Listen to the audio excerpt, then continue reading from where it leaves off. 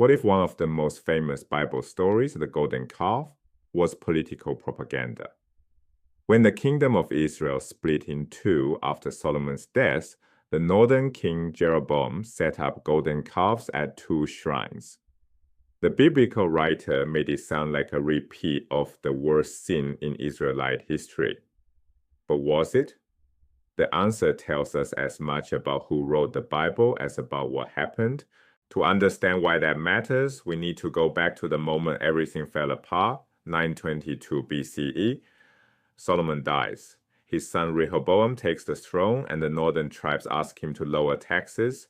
His answer, "My father whipped you with whips, I will whip you with scorpions." 10 northern tribes revolt under a leader named Jeroboam. 2 southern tribes, Judah and Benjamin, stay loyal to the Davidic line.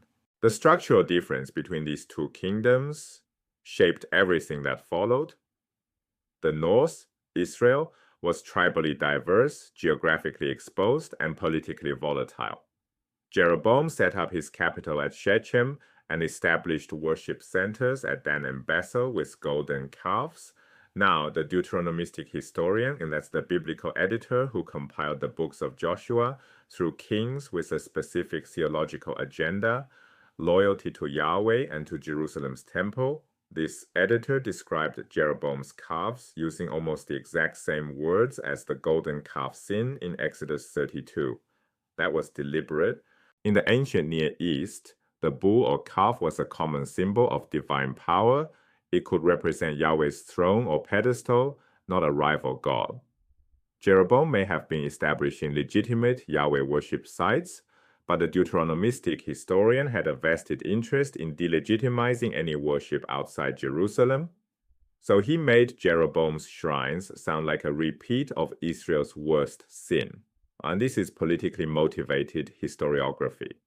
The North's religious practices weren't necessarily idolatry, they were competition, and the South's writers made sure future readers would see them as heresy. The North's political instability was staggering. 7 dynasties ruled Israel in roughly 200 years. Kings seized power through coups and assassinations. Zimri lasted 7 days before being overthrown. Contrast that with the South. 1 dynasty, the House of David, ruled Judah for the entire span, an unbroken line of succession. Omri, the North's most powerful king, built a new capital at Samaria.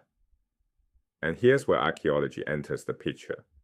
The Moabite Stone, a stele, meaning a stone monument carved with text, mentions Omri by name.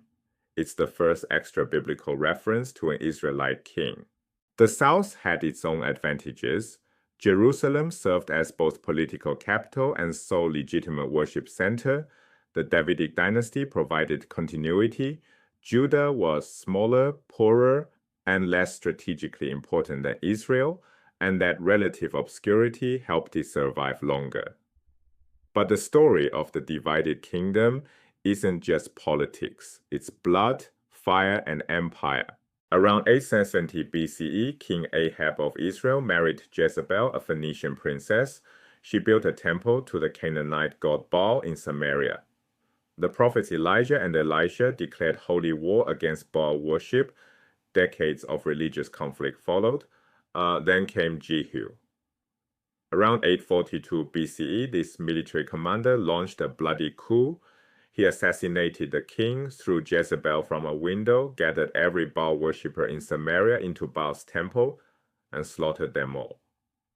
The Deuteronomistic historian loved Jehu for his zeal, but Jehu wasn't just a religious reformer, he was a political opportunist who eliminated rival power centers, and Ahab, the villain of the biblical story, appears in Assyrian inscriptions as a powerful king who led a military coalition against the Assyrian Empire at the Battle of Karkar in 853 BCE. The Bible's worst northern king was, by external evidence, one of its most formidable. The Assyrian Empire had been growing for decades. By 722 BCE, it was unstoppable. Sargon II conquered Samaria and ended the northern kingdom forever. His royal inscription records the event with chilling precision. 27,290 inhabitants deported. This was standard Assyrian policy, deport the elites, import foreign peoples from other conquered territories, break resistance by breaking identity. The deported Israelites, the so-called 10 lost tribes, didn't mystically vanish. They were absorbed into Mesopotamian populations over generations. Meanwhile, the foreigners imported into Samaria mixed with the remaining Israelites and created a new population, the Samaritans. Remember that name. Judah survived the Assyrian onslaught barely. Around 701 BCE, King Hezekiah rebelled against Assyria. Sennacherib marched south and besieged Jerusalem. The Assyrian record describes the outcome. Hezekiah, trapped like a bird in a cage. The Bible says God sent an angel who struck down 185,000 Assyrian soldiers in a single night.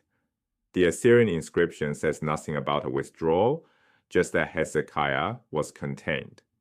Both sources confirm the siege happened. They disagree on why it ended.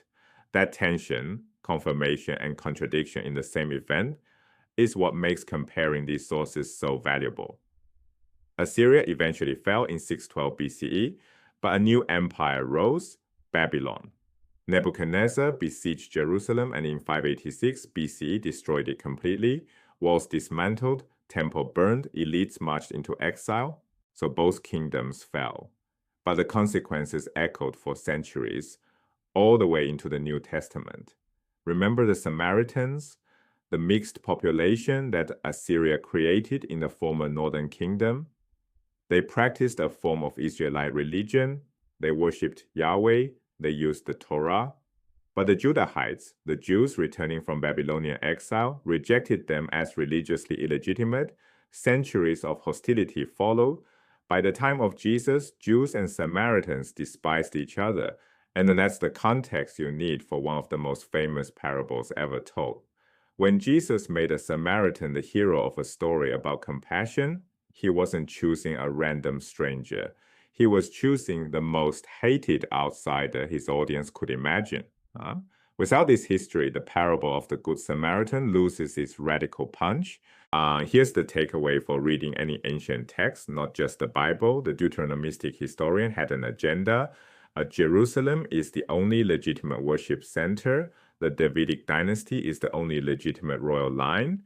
And the north deserved its destruction because it worshipped wrongly. That's a theological argument dressed as history. It doesn't mean the events didn't happen. External sources confirm many of them, but it means the framing, the moral judgments, the cause and effect explanations, those belong to the author, not to objective reality. The Moabite Stone, Sargon's Annals, Sennacherib's prism, these external sources sometimes confirm the biblical account and sometimes complicate it. The discipline is learning to hold both together. Every ancient source has an author.